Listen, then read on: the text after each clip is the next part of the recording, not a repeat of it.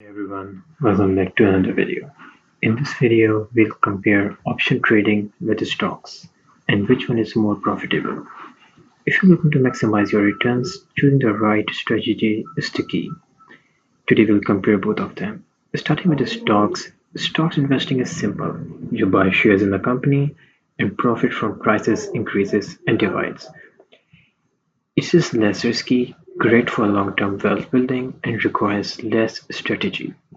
But the downside is that the returns are slower compared to the option trading.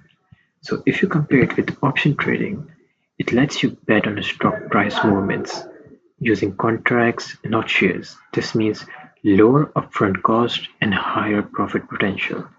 But options often expires and they are highly volatile and can lead to total losses if you don't manage them well.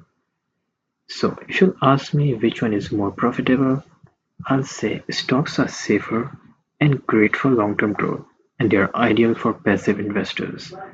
But option tradings offer higher potential returns, but they also come with much greater risk. So if you're looking for steady profits, go with stocks.